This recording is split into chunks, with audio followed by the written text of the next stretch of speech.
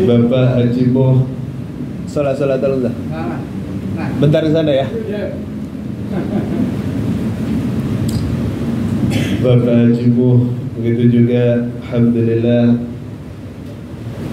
Bapak Dede dari GDA dan seluruhnya yang hadir di sini, yang mudah-mudahan semuanya kaum bapak, kaum ibu, para pemuda, para pemudi serta anak-anakku sekalian semuanya panjang umur, amin.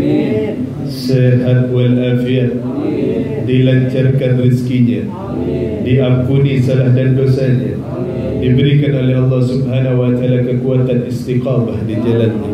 Mudah-mudahan kita tidak keluar dari tempat ini kecuali dosa-dosa kita diampunkan oleh Allah Subhanahu wa taala. Amin. Amin ya rabbal alamin. Ya wala kulli niyatin salihah wa kama wa sallallahu alaihi wasallam sirril Fatihah.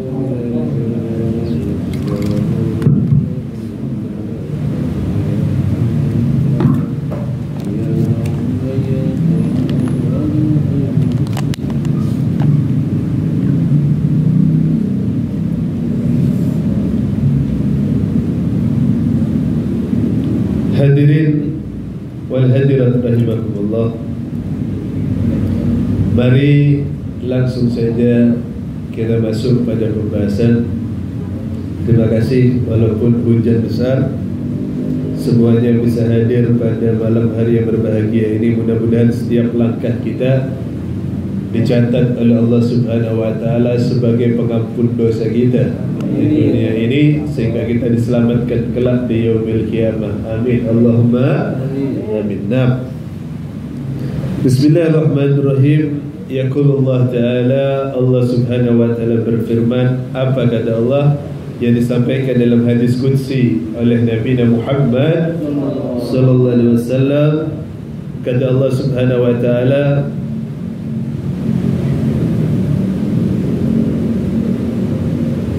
aw liman ya'lamu anna Allah ta'ala mutali'un alaih kaifa ya'sihi. Di pembahasan sebelumnya kemarin kita bahas bagaimana Allah Subhanahu wa ta'ala sampai menyatakan heran. Heran kepada apa? Maaf, suara ini kayak mengecil ya. Jelas tadi. Cik.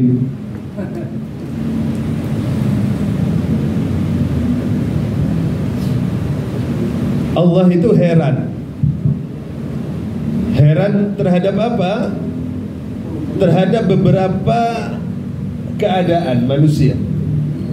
Di antaranya kemarin Allah menyatakan Allah itu heran ngelihat orang yang bersuci badannya, dia mensucikan badannya, membersihkan badannya, tapi tidak membersihkan hati.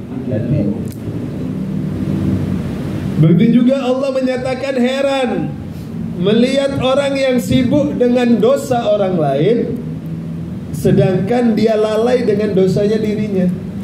Dosanya dirinya sendiri gak diurus, tapi dosanya orang lain dia urus. Seakan-akan tidak punya dosa.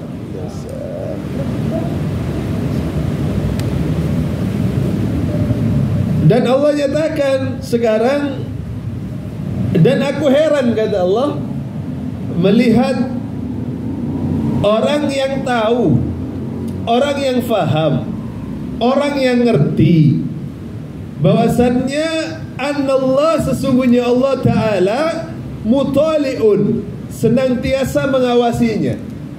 Dia tahu Allah itu maha mengawasi. Dia sadar betul Allah itu menyaksikan dia 24 jam dalam sehari.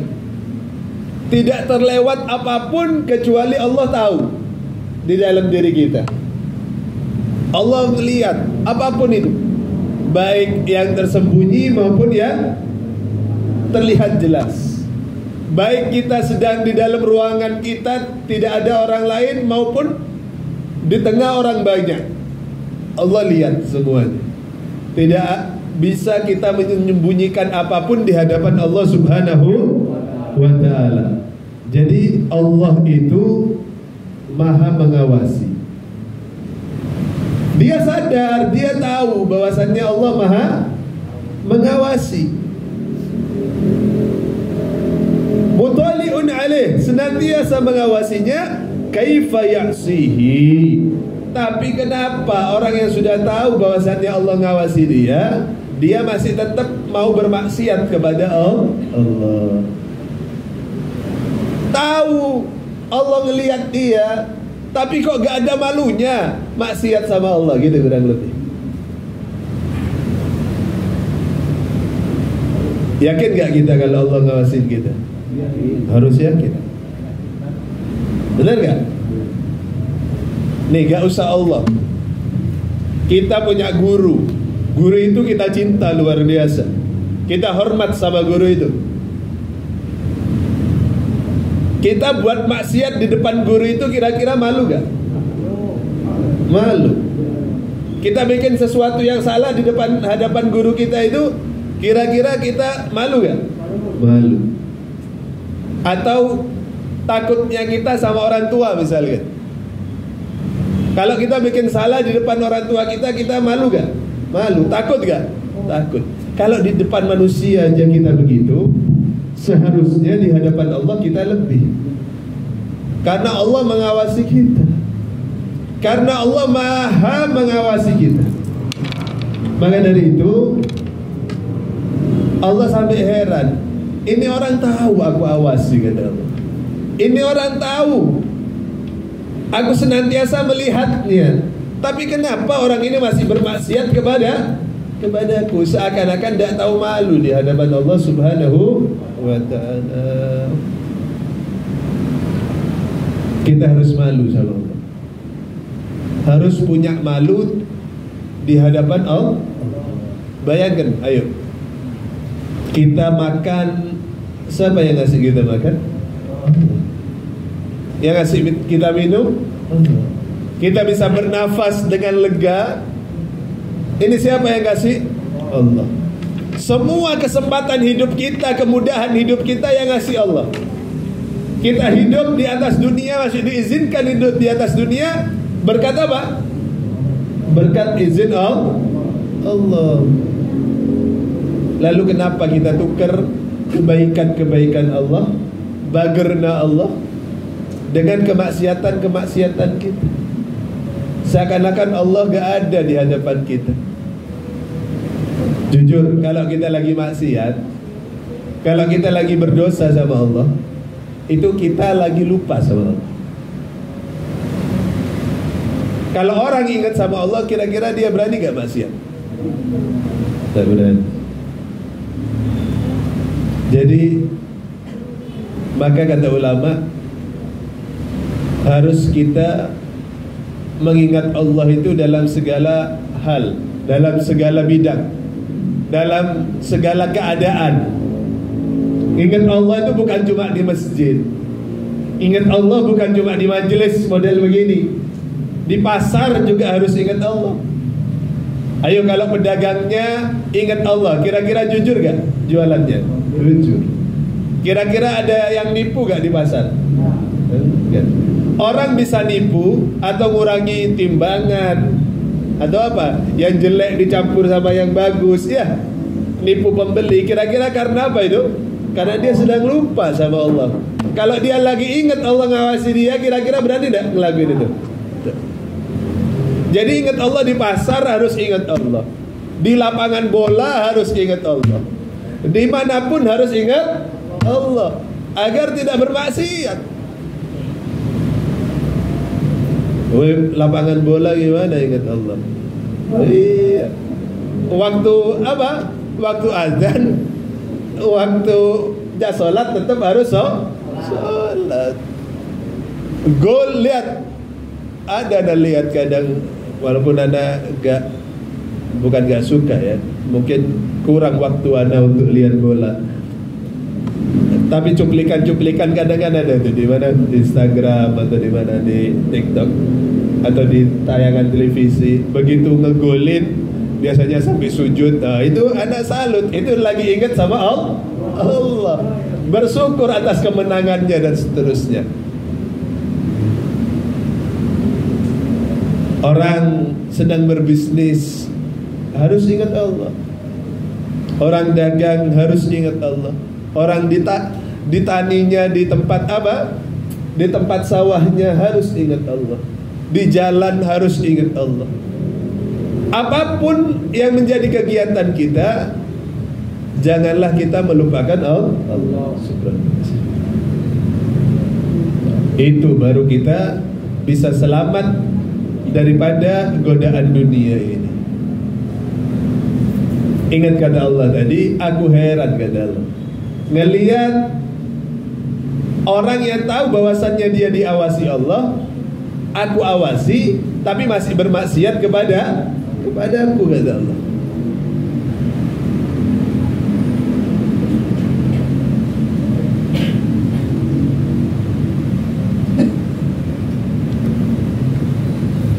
Auliman ya'lamu annahu yamutu wahdah. Dan aku pun heran kata Allah, melihat orang yang tahu bahwasannya dia akan meninggal sendirian. Orang nih bakal meninggal sendiri, betul? Ada gak meninggal bareng-bareng? Ya mungkin mati bareng bisa jadi tsunami kayak, atau ada gempa bumi atau apa, atau sekarang zamannya perang ya, kena rudal mati bebarengan. Tapi giliran di dalam kubur, di dalam barzah tetap sendirian gak? Sendirian. Aku heran kata Allah, lihat orang yang meninggal dalam keadaan sendiri, dikubur sendiri. Wayadkhulul qabr, dan dia akan masuk ke dalam kubur wahdah, sendirian. Masuk ke dalam kubur sendirian.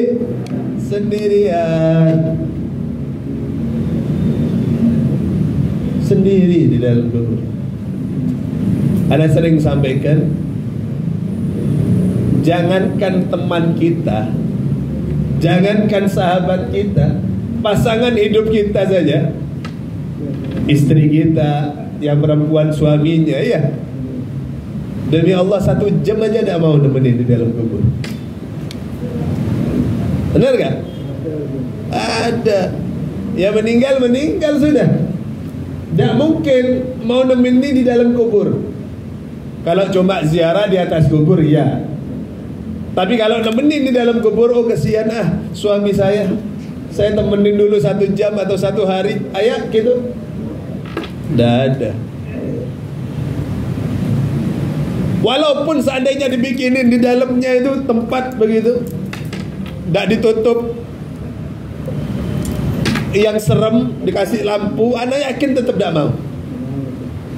Jangankan sudah masuk kubur, masih ada di rumahnya, istrinya doang nemeni suaminya, anak rasa banyak yang gak mau itu, masih tetap minta temenin orang. Sian, betul gak?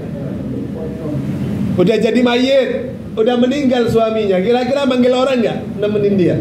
Panggil.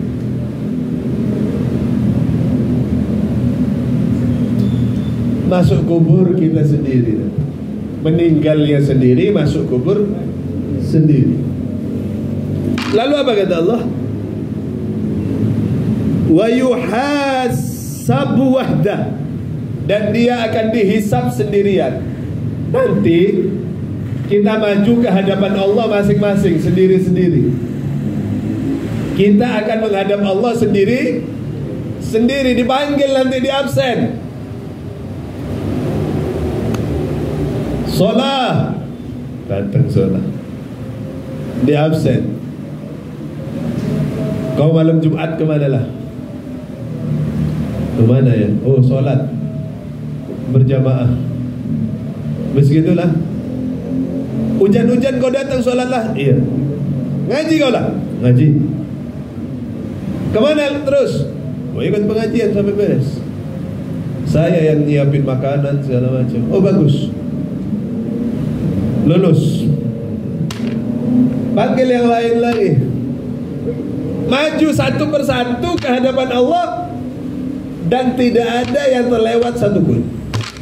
Semua ditanya, apa amalmu, waktumu buat apa, selama kau hidup ngapain aja. Nih kita nih sekarang lagi buat film semua. Lagi buat film. Nanti film kita, video kita bakal ditontonkan ke semua orang di yaumil qiyamah. Makanya mumpung lagi apa? Masih di dunia, lagi bikin filmnya, bikin film yang bagus-bagus. Supaya non, supaya apa? Supaya terera, supaya gak malu nanti.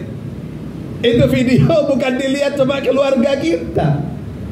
Maaf, maksiat kita kalau tahu bapak ibu kita, keluarga kita, adik-adik kita, kira-kira era tuh. Sama keluarga aja malu kita. Kalau tahu tetangga kita malu gak? Malu. Ini yang ngelihat dari zaman Nabi Adam sampai kiamat. Orang-orang dari zaman Nabi Adam sampai kiamat dipertontonkan. Allahu Akbar. Bukan cuma miliaran, triliunan orang. Allahu Akbar. Bayangkan malunya kita kalau kita bermaksiat. Ditanya sama Allah atau dipertontonkan sama Allah, lagi remaja kau ngapain? Lagi di sekolah sama temen-temenmu kau ngapain? Lagi di jalanan sama temen-temenmu ngapain? Itu diputar semua, menit per menit, detik per detik. Oh Beb, siapa yang mau ngelihat? Beb kan bosen banyak begitu. Iya, menurut kita. Tapi nanti semua dipertontonkan. Tidak ada cerita bosen, tidak bosen. Itu sudah mau tidak mau kita mau ngelihat. Mudah-mudahan Allah tutup aib kita. Allah selamatkan kita daripada keburukan-keburukan kita sendiri, sehingga Allah subhanahu wa ta'ala lindungi kita dan keluarga kita dari fitnah-fitnah kubur, dari fitnah akhirat. Amin. Allahumma amin. Kata Allah, aku heran ngelihat orang yang meninggal sendirian, masuk ke kubur sendirian, dihisab nanti sendirian. Kaifa yasta'nis binnas. Gimana orang-orang yang model begitu, sudah tahu begitu, dia masih berakrab-akraban dengan manusia. Oi, hati-hati beli teman. Hati-hati beli teman. Menjalis janis. Orang yang duduk, siapa saja dia duduk, dia akan sejenis dengan yang duduk. Kalau kita duduknya sama anak-anak yang soleh, orang-orang yang soleh, kita insya Allah ikut soleh. Temen kita, temen semainan kita, gak pernah ninggalin sholat. Begitu azan atau begitu waktunya sholat, walaupun lagi main, sholat dia. Kira-kira ikut sholat gak kita? Insyaallah ikut. Tapi kita biasa sholat nih, kurang kuat kitanya. Temen kita yang pernah sholat, begitu jalan bareng sama dia, kira-kira ikut sholat apa enggak? Enggak ikut, jangan-jangan. Bagus-bagus kalau temannya ikut sholat, tapi kalau celakanya kalau kita yang ikut gak sholat. Dia yang nyetir motor, yang gak sholat yang nyetir motor. Kita cuma bonceng. Akhirnya apa? Ayo berhenti ke masjid. Naon sih ya? Kosnu alim wae. Apa sih kau? Kayak yang bener aja. Akhirnya dibablasin, sholatnya hilang. Soleh dia, tapi salah milih teman. Dia suka minum, temennya suka makan yang haram dan seterusnya. Akhirnya suruh coba hargaan orang. Akhirnya pakai ikut. Makanya disebut manjalis janis. Siapa yang duduk dia bakal sejenis. Kata Rasulullah, dan sering sampaikan juga, kalau kita kumpul penjual minyak wangi, ya enggak? Kita bakal ikut Wangi. Minimal kalau gak dikasih parfum sama penjual minyak wangi itu, minimal nyium wanginya. Kita ke toko parfum, nyium wangi gak? Wangi. Atau paling enggak dari minyak wangi yang dipakai kecium gitu. Benar gak? Tapi kalau kita kumpul sama tukang las, kalau bahasa sekarang tukang besi, tukang las, kalau gak baju kita bolong, kena apa aja tuh? Api yang terbang, minimal bau sangit gitu. Betul? Begitulah keadaan kita. Kehidupan ini tergantung siapa teman duduk kita. Maka kata Rasulullah dalam hadis yang lain, agama seseorang itu tergantung temannya. Maksudnya apa? Betapa besarnya pengaruh teman, orang-orang kumpulan kita, teman nongkrong kita, teman main kita, teman duduk kita terhadap diri kita. Contoh begini, ada buah bagus, mulus itu buah, gak busuk, tapi nempel sama buah yang busuk, kira-kira bakal cepat ikut busuk gak? Ikut busuk. Kenapa? Karena nempel dengan sesuatu yang jelek, ikut jelek. Maka hati-hati.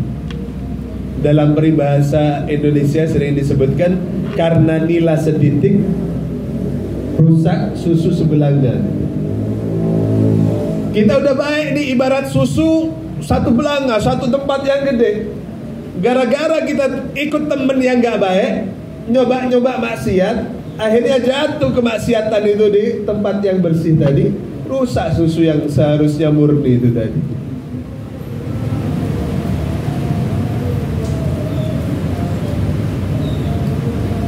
Maka Anda teringat begini, suatu ketika si Abdul Qadir Al-Jilani nyuruh anaknya yang baru pulang pesantren ceramah. Ya, belajar ceramah. Ceramah, hadis dikeluarin, Al-Quran dikeluarin, segala macam. Banyak yang terkesima, tapi tidak terenyuh orang, biasa aja. Lalu si Abdul Qadir Jilani berdiri, beliau yang berceramah. Beliau ceramahnya singkat, tapi karena yang hadir ini orang-orang alim, faham maksudnya. Kata beliau, sungguh celaka, sayang sekali, ada burung yang dilatih mulai tidak bisa apa-apa, dilatih sampai bisa ngomong dia, bisa niruin omongannya orang. Ya mungkin burung beo atau apa kakak tua dan sebagainya. Burung beo itu kalau diajarin assalamualaikum bisa assalamualaikum gitu ya, kakak tua dan seterusnya. Sampai pinter ngomong, sampai bagus kicauannya. Begitu bagus kicauannya, datang kucing dimakan sama kucing mati. Gitu doang kata Syekh Abdul Qadir Jilani. Nangis semua yang ada di sana. Apa maksudnya? Ternyata maksudnya betapa ruginya sepanjang hidupnya dia isi dengan kebaikan, diisi kita manusia ngisi dengan kesolehan, dengan ibadah, mau meninggal dia nyoba-nyoba maksiat. Begitu lagi maksiat dicabut nyawanya sama Allah. Meninggalnya bukan husnul khatimah, su'ul khatimah, meninggal dalam keadaan gak baik. Makanya hati-hati, apalagi anak-anakku, anak-anak muda, dengarkan. Jangan ngomong, oh Beb, Walid kan masih muda, masih kecil. Hati-hati, yang namanya mati, yang namanya meninggal, tak nunggu tua, tak nunggu besar. Urusan kelahiran bisa saja kakek lebih dulu daripada cucu, betul? Tapi urusan meninggal bisa jadi cucu meninggal dulu daripada kakeknya. Benar gak? Urusan kelahiran bapak jelas lebih dulu lahirnya daripada anak. Tapi betapa banyak anak yang meninggal dulu daripada bapak. Betul gak? Jadi meninggal ini tidak nunggu tua. Meninggal itu gak nunggu besar, gak nunggu kita sudah mapan, gak nunggu kita sudah banyak amal, enggak. Ada satu kejadian nyata, dengarkan. Suatu ketika, itu viral, kurang lebih 15 tahun yang lalu. Kejadiannya di negeri Arab sih. Viral. Ini kalau bahasa sekarang viral. Masuk televisi, zaman dulu belum ada HP kayak sekarang. Surat-surat kabar dan seterusnya. Apa kejadiannya? Ada jenazah baru dikubur. Yang baru dikubur ini kurang lebih usia 15 sampai 17, ada lupa. Artinya masih remaja. Masih kecil, masih remaja. Meninggal ini anak. Begitu selesai dikubur, subhanallah, bapaknya mau pulang dari kuburan jauh ya, bukan kayak sini kampung dekat mau nguburin, itu pakai ya ambulan begitu. Dan bapaknya naik mobil sendiri. Begitu mau pulang, bapaknya nyari kunci gak ketemu. Kunci mobilnya hilang, gak ketemu. Dicari kemana-mana keliling gak ketemu.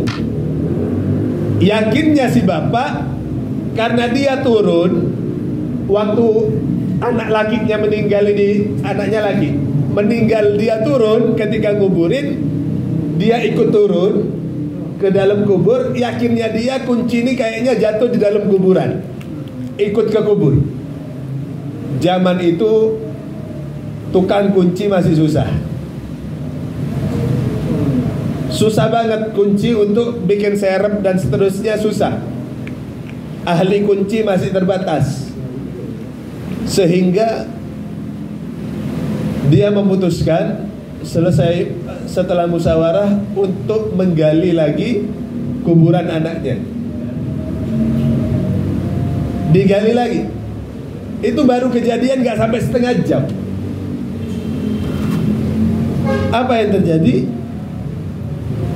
Karena menurut bapaknya ini masih baru, tidak mungkin apa, ya masih tetap terjaga lah. Coba ngambil begitu, kira-kira insya Allah gak ada masalah. Begitu digali di kuburan, semacam meledak kuburan itu. Baru beberapa cangkulan tanah itu naik ke atas, semacam meledak. Dan banyak asap yang keluar. Begitu dibuka, subhanallah, kafan anaknya ini sudah acak-acakan. Kafannya seperti dicabik-cabik. Itu silahkan, mungkin masih bisa dicari. Kejadian nyata itu sekarang lewat Google atau apa, insya Allah masih ada, atau video di YouTube dan sebagainya, mungkin dicari, mungkin masih ketemu. Kalau nggak salah di Yordania, Anda lupa, karena udah lama, lebih dari 15 tahun kira-kira.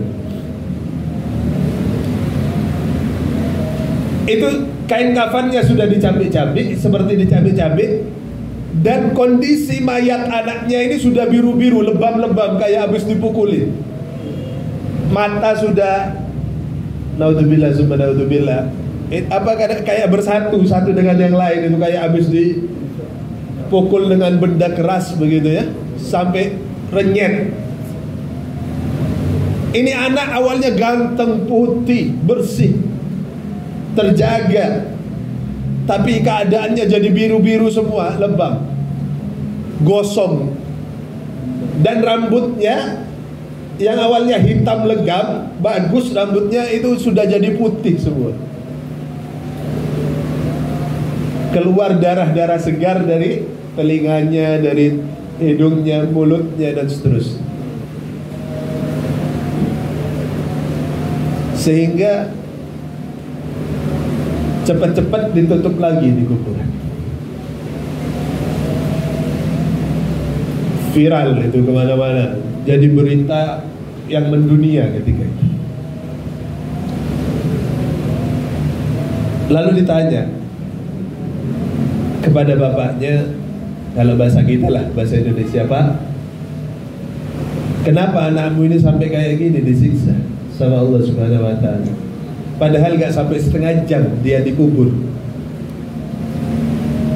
Kok sudah begitu modelnya? Ada apa?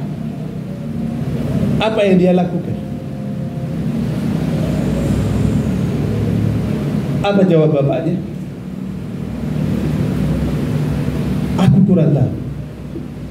Lalu sama seorang ulama di sana ditanya, apakah anakmu ini gak pernah sholat? Apakah anakmu ini selalu meninggalkan sholat? Apa jawab si bapak? Enggak, anakku sholat. Anakku sholat. Lalu tanya lagi sama ulama. Rupanya ini ulama punya pandangan yang luar biasa. Apakah anakmu ini sering menunda-nunda sholat? Walaupun sholat tapi di akhir-akhir waktu, suka nunda-nunda sholat. Apa jawab ayahnya? Iya. Kalau nunda-nunda sholat, iya. Dia sholatnya mah sholat, tapi kadang aku harus nyuruh dia dengan susah. Atau dia sholat tapi ngakhir-ngakhirin. Coba bayangkan, yang sholat aja tapi nunda-nunda, yang akhir-akhir sholat belum setengah jam udah model begitu. Apalagi yang gak sholat. Kemarin di Kampung Baru Anda jelasin bagaimana tanah ngomong sama manusia, sama kita. Tanah itu sekarang rela kita injek-injek, tapi kalau kita nginjeknya untuk ibadah dia senang. Tapi kalau sebaliknya, kalau yang kita injek tanah itu untuk bukan ibadah, untuk maksiat, oh ditunggu sama tanah. Kira siapa ya? Begitu masuk digencet sama tanah. Naudzubillah summa naudzubillah. Mudah-mudahan kita diselamatkan dari fitnah kubur. Amin. Allahumma amin. Maka tadi kata Allah, aku heran ngelihat orang yang meninggal sendirian, masuk ke dalam kubur sendirian, dihisab sendirian, bagaimana dia berakrab-akraban, terlalu berdekatan dengan manusia. Tidak milih-milih sama siapapun dia duduk. Kuncinya begini, Obib, kalau gitu kita tidak boleh duduk sama orang-orang yang begini dan begitu. Kalau kau kuat, artinya kau bisa jaga imanmu, kau bisa jaga daripada akhlakmu, jaga perilakumu, silahkan. Atau kau bisa berdakwah, orang itu awalnya gak baik, duduk sama kau jadi baik, silahkan. Kalau sebaliknya, kita awalnya baik, duduk sama orang itu jadi gak baik, jangan. Benar gak? Ana sering katakan sama anak-anak, kalau kau bisa mewarnai, silahkan. Tapi kalau kau diwarnai, jangan. Itu celaka 12 namanya. Maka lihat, kalau sudah temanmu gak baik, kalau kita duduk di sana keikut, tidak kuat pendirian kita, atau tidak kuat diri kita untuk tidak ikut-ikutan sama dia, jangan. Pergi aja lebih baik. Oh gak apa-apa dibilang cemen lu atau apa, gak apa-apa.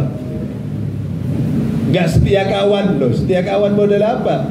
Kalau menjerumuskan kawannya, betul? Hati-hati.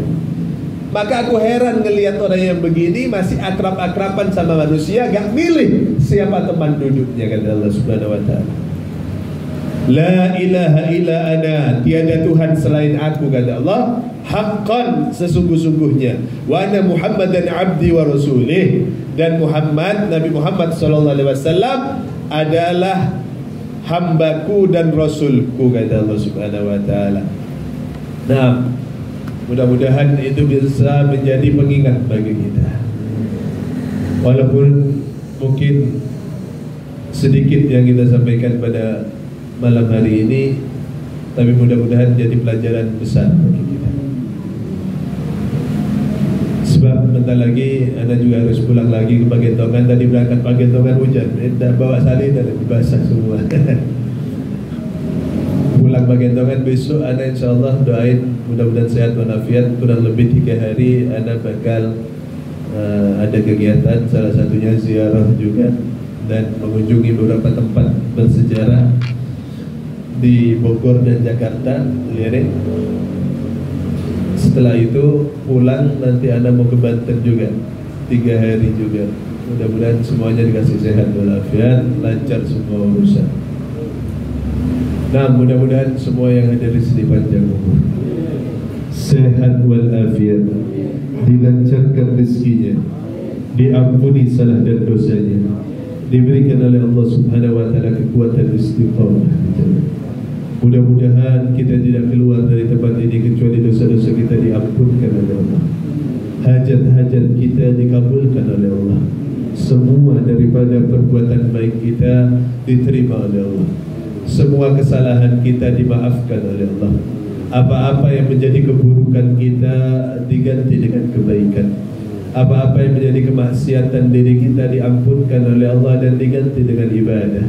Mudah-mudahan Allah Subhanahu wa taala berikan cahaya kepada hati anak-anak kita, hati murid-murid kita, sehingga dia selalu mendekat kepada Allah Subhanahu wa taala, menjauhi daripada godaan setan dan iblis. Mudah-mudahan Allah Subhanahu wa taala berikan kita dan mereka semua tidak meninggal kecuali dalam keadaan husnul khatimah. Tidak kita berpulang kepada Allah kecuali dalam keadaan husnul khatimah. Tidak kita kembali kepada Allah kecuali dalam keadaan husnul khatimah. Meninggal dalam keadaan yang baik, selesai urusan kita kepada sama manusia dan selesai urusan kita kepada Allah Subhanahu wa taala. Sehingga Allah panggil kita dengan panggilan yang mulia, panggilan yang menenteramkan hati dan menenteramkan jiwa. Irji'i ila rabbiki radiyatan mardiyah fadkhuli fi ibadi wadkhuli jannati. Al-hadiniyah wa la kulli salaha wa kama nawasalafna salam sirril Fatihah.